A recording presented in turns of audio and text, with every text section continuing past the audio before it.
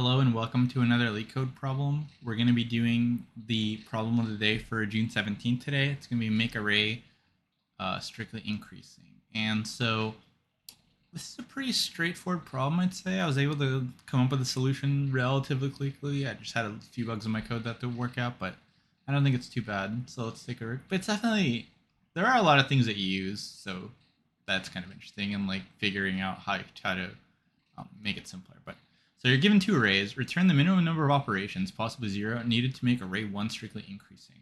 And so what you can do at any operation is you can take any number in array 1 and replace it with any number in array 2. So let's just show you this first example here. 5.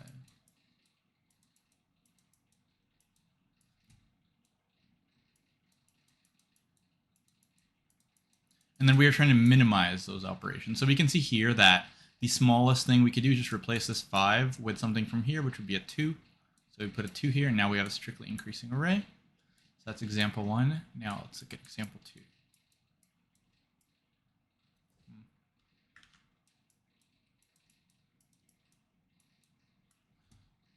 4, 3, 1.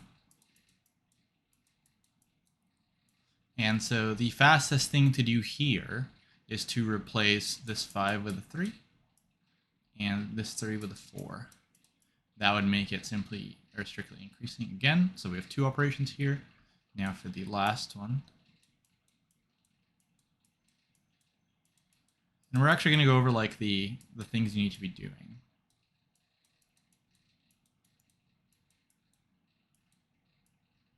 Okay. So here, if you take a look, we can't actually do anything here, right? Because we have a 1, 5, 3. And so no matter really what we do here, like if we replace a 3 with a 3, so it would have to be like, if we replace, the only thing we could do here is we have to replace this 5 with a 3. And we have to do that. And then we would have to replace this 3 with a 6, right? Because it's not strictly increasing. And then we can't do anything with a 6. So we can't, there's nothing we can do in this one. So really, if you think about this problem, it's pretty straightforward. Let me actually take everything. But I'm going to show you, we're going to go back to this original example. Also, you do want to always look at the constraints, and then you can kind of figure out like what's the complexity of your solution going to be. So in this case, the constraints are our i's length is kind of small, right? And the number is kind of big. So we're going to have to ideally use something with r as length. Like this is 2000 is like 10 cubed, right? So it's pretty small. So like it would be 2 times n cubed. So even if we had an n squared solution, that would technically pass, right?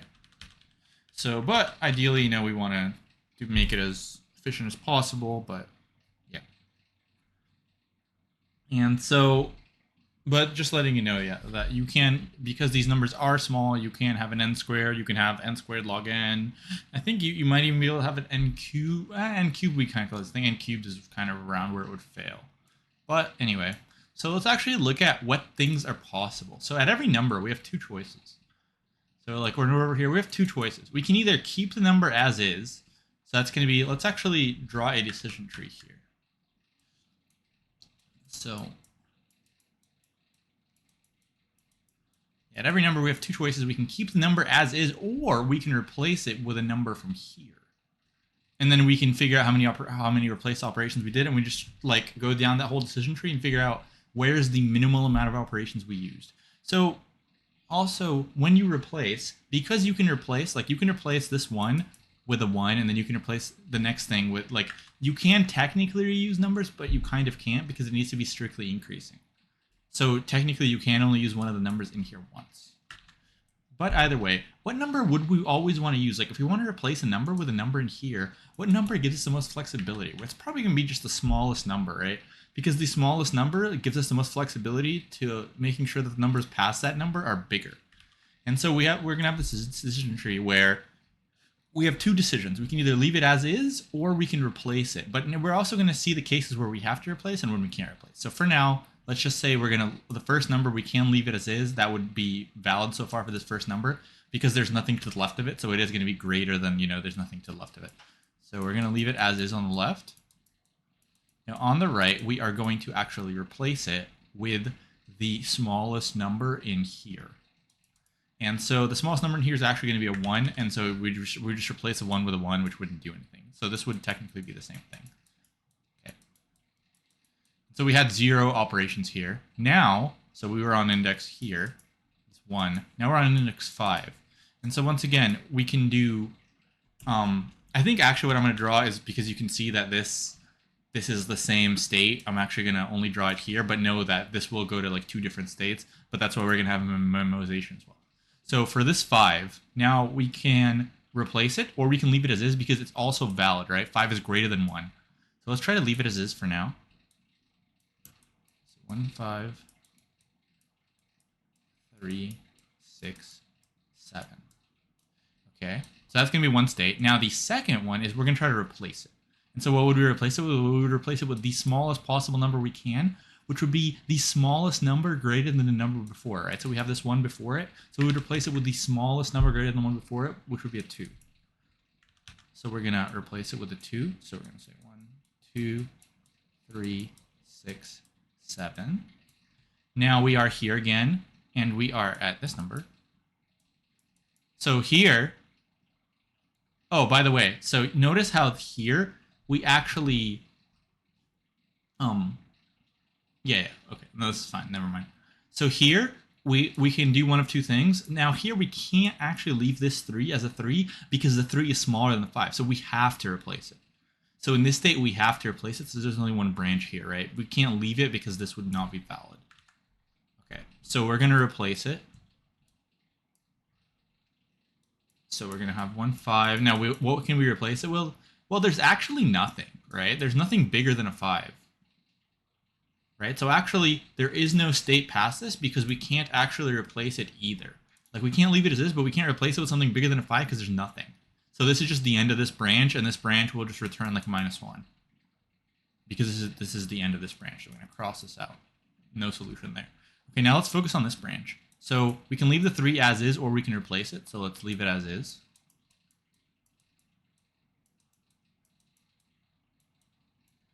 Okay, now we can replace it. Well, what would we replace it with? Well, we want the smallest number greater than 2, which is going to be actually 3, right? So yeah, like when we replace, we're going to want to replace by the best number possible. And so the best number here, like 3 is actually the best number here. So this would actually be the same array as over here. So I'm just going to delete this because it's the same state twice. But once again, know that it's 2 states. Okay, now we're on this number. So we can keep it as is, or we can replace it. Let's keep it as is. And notice how we wouldn't be able to replace it because there's nothing. Actually, no, sorry, we would be able to replace it. We can. 2, 3. We would replace it with a 4. Right? So we're always replacing elements from array 1 with elements from array 2, which we would replace it with a 4. That would be the most efficient number. Now we're going to be on this last number. Oh, and remember, so anytime we've replaced, we need to like add a 1. So where did we actually replace? We didn't replace the 5. We didn't replace the 3. And then in this one we did, right? We replaced the 3 with a 3, technically. Yeah. Yeah, we replaced the 3 with a 3, I believe. Yeah, because we were on this state.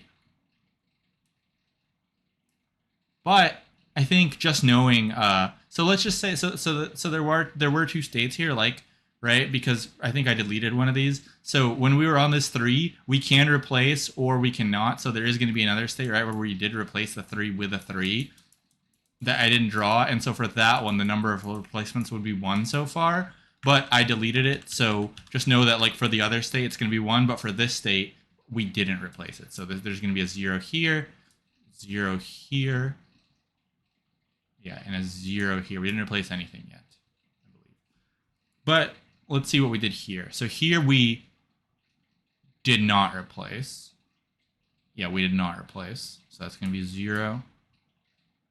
Right? It was... let me see here, actually. Oh, no. Okay, so there's one small mistake. So we did replace this 5 with a 2. That's what we did. So there was a replacement here. Okay, so there's a 1 replacement here.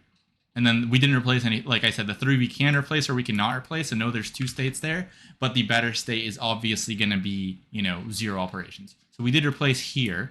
Now, the 6 we did not replace. And then here we did replace it. So here's going to be another 1. Okay. And so just know also, so when we get to this state, so this would be a solution as well. So we can't replace the 7, but so the 2 states here would be, we have to leave the 7 as is, right? So it has to be like this because we can't replace the 7. There's nothing bigger. So the other state is not valid. So this state is not valid. And now the number of operations that would get to this kind of thing would be 2.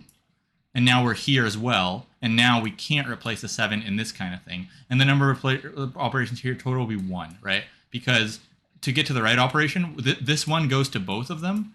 Like this replacing the 5 with a 2 happens in both of them. But in this right one, we replace a 6 with a 4. And this left one, we did not replace a 6. So when so the total operation for this left one is 1. Total operation for this right one is 2. And so the winner would be this 1, right? And so we simply have a few cases, and let's actually just write those down. It's pretty straightforward. So at each index, we have 2 choices. And if we can't do any of them, that means that there is no solution. So replace number with smallest possible number from R2, right? So whenever we're at an index, we can always replace the current number. So let's say like we're at this 5, we can replace it with the smallest possible number from R2. That still makes it strictly increasing. So that's one thing. Or keep the number as is. And so the times that this would fail is no number to replace with, right? Like let's say we're at the 7 and we can't replace the 7 with anything because there's nothing greater than 6. And we can't keep the number as is because the number is smaller or just not greater than previous number, right?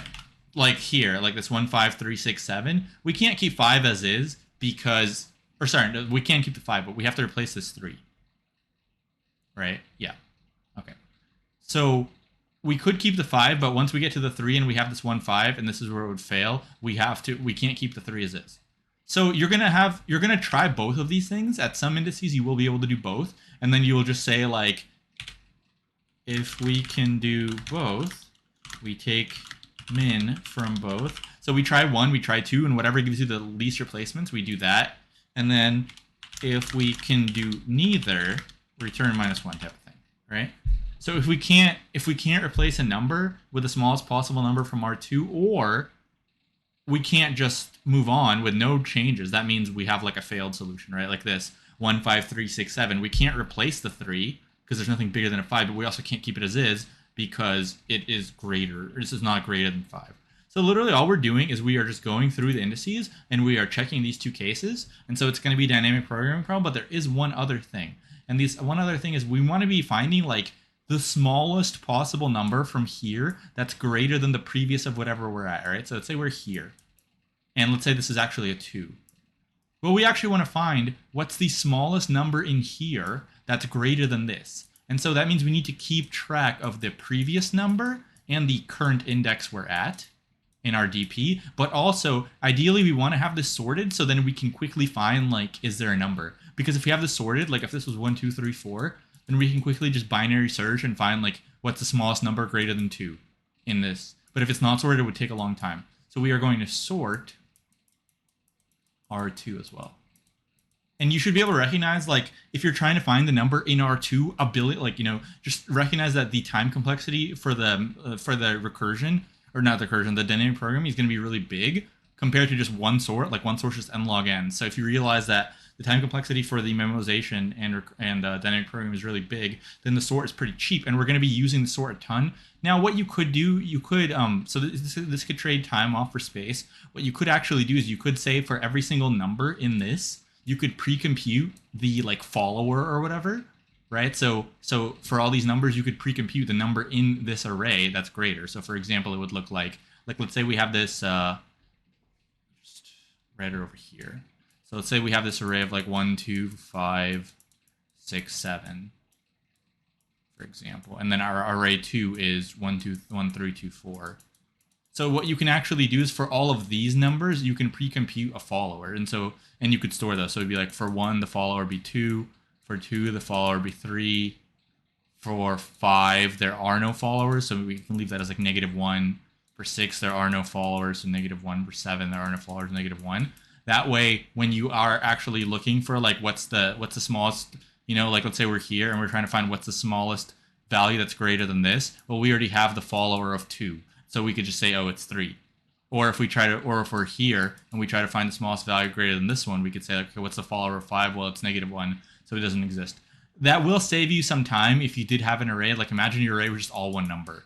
That would save you some time if you had some case like that. But the problem is here, you will have to create extra space, so it's kind of a trade-off. And I don't think it actually affects time complexity, so I'm not going to do that. But you could try it. You could also try bottom-up. I think bottom-up might save you a little bit of time, but also I'm not exactly sure if it affects time complexity. So I just wanted to show you like the main algorithm, and we're going to code a top-down, and then you could do a bottom-up if you wanted to, just like I've done bottom-up in a bunch of my other videos, so you can practice that. Okay, but this is going to be our main algorithm. So we're going to go through at every index, we're going to have 2 choices, and we're also going to maintain a previous. And we're going to sort array 2, and then when we look at this smallest possible number thing, we're going to create a function here that's going to binary search in array 2 to find that number every time. So we're going to create a DP function, and then we're going to create a smallest number greater than 2 or whatever that we're going to use as well. So let's actually code that up. So remember, we are going to sort the array 2. So now I'm going to make a function called find that's going to take in a value and find the smallest number in array 2 that is greater than that value. So what I'm actually going to have is I'm going to make a result here. Get this. We're going to have a left and array as usual. And this is just going to be a basic binary search. I think you could, in Python, you could use like the bisect function, but I just wanted to write out a binary search because you're not necessarily going to be able to use that in an interview. They might want you to actually write a binary search. So, okay, so length array 2 minus 1. So while left is less than right, less than or equal to. So pivot equals just standard binary search template. So if array 2 pivot is greater than value. So if array 2 pivot is greater than value, then this is a valid value that we can have. We need to just try to minimize this result. And so that's just going to be res equals min res and then array 2 pivot. And that's why I made it infinity, because we're minimizing. Now, if we have a value that's greater than value, like let's say we're trying to find a number that's greater than 1, we happen to land on 3. So we actually want to go left after that, right? We want the smallest number that's greater. So we're going to go left here, which means right equals, -1, else, this is annoying.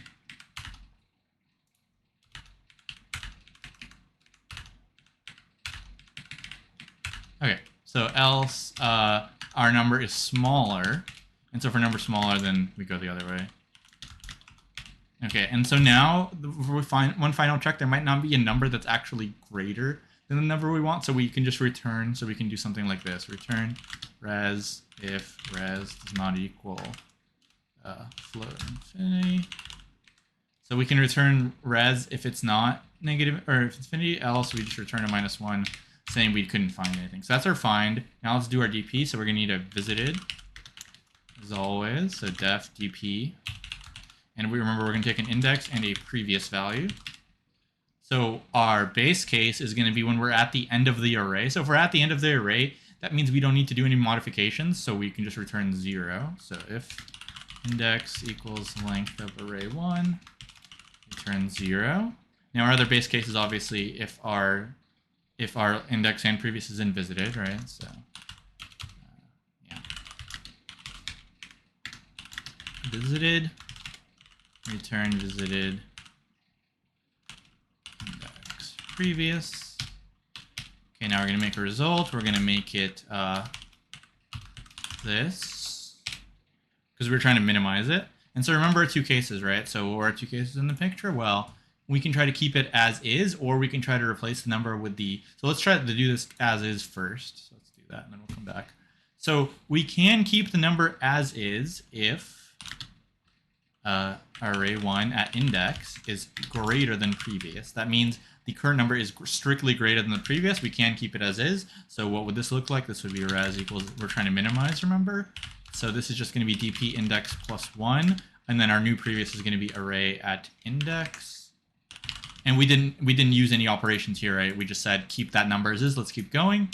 Okay, now our second case is that we need the smallest possible number from R2 that is greater. So let's get that number. So let's just call this greater than maybe equals find.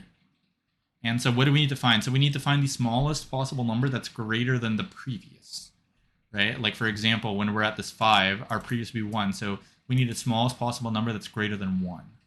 So we're going to find previous here, and that's what we did here. So this value. Okay, now remember, if there is a valid value, it's going to return a number. Otherwise, it's going to return a -1.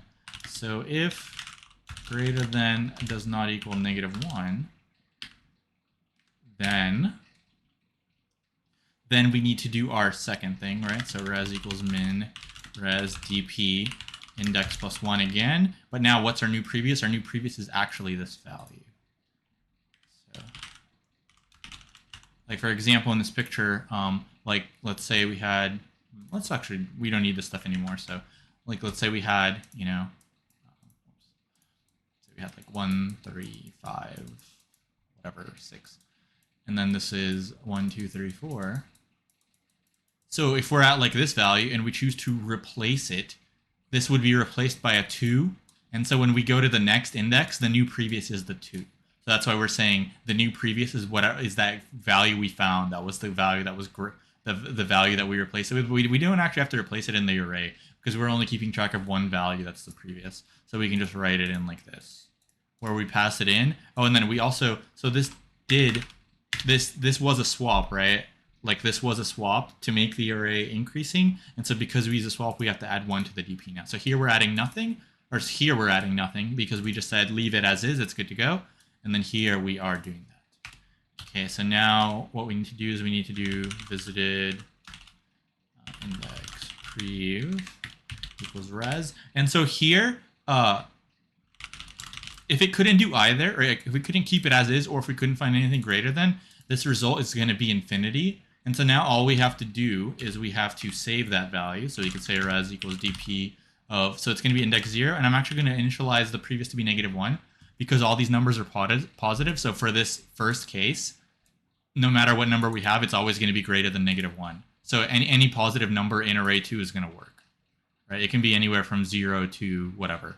So that's why I'm going to make it -1. Now we get a result. Now we just have to check, is our result infinity? If our result's infinity, then we couldn't find a sequence. We couldn't do anything. So that's going to be pretty straightforward. So return res, same thing. If res does not equal infinity, otherwise we return -1. Right? Because if you couldn't do it, then return -1. Let's see. Unexpected indent.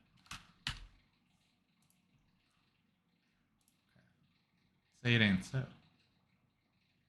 It is so. Nice. Okay. And so yeah, I do think if you make it bottom up, I think it runs a little bit faster. And also maybe if you do memoize the actual like these find values for every single number, that does make it a little bit faster. But this works, and I just wanted to talk about the main concepts and the main algorithm here. Okay, so time. So for time, let's think about it, right? So what are we doing? How many states can we have? So we are going through every index, and then we have a previous value.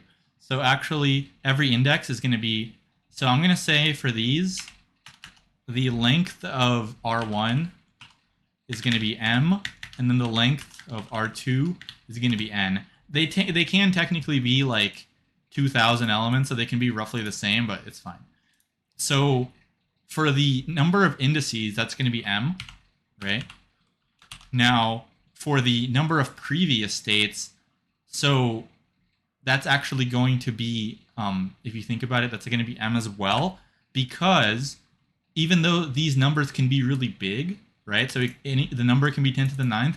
The thing is, this can only be 2,000 elements. So you can only have 2,000 different previous elements. So that would just be m as well. So this is m by m. Now, we are also doing, for every single time, we are also doing a log, because we're doing a binary search, right? So that's going to be a log of n, because we are, so n is array 2. So every time in this DP, we are calling find, and so that's going to be a log of array 2. So it's going to be m squared log n, but technically m and n worst case scenario 2,000. So technically you can probably write even like n squared log n. They have the same constraint. And like I said, this is not so bad because m and n are only 2,000 elements. So it's like 2,000 times 2,000, which is like, 4 times, we can get rid of the 4. So it's like 10 to the 6th. So it's 10 to the 6th log of like 10 to the 3rd, which is like 10 or whatever. It's really small. So worst case scenario, 10 to the 6th, which is a passing solution on LeetCode. Yeah. Okay. So let's think of the space. And also, typically, you're gonna be pretty tight in the when you have these hard problems. Like, they make it kind of tricky to pass everything. You're gonna be pretty close to failing in terms of time and space, because they just want to make it hard. Where for an easy problem, these constraints, they make them really small. So like, even if your solution's n cubed, it'll still technically pass because they make these constraints like 100 elements or something. Okay, so for space, we have to think about we do have this visited thing, right? And so this visited, remember, for index, that's going to be m, and then the previous is going to be m. So space is going to be m squared here, because that's how many different states we can have. Yeah. Okay, so that is it for this problem. Hopefully you liked it, and if you did, please like the video and subscribe to the channel, and I'll see you in the next one. Thanks for watching. Bye.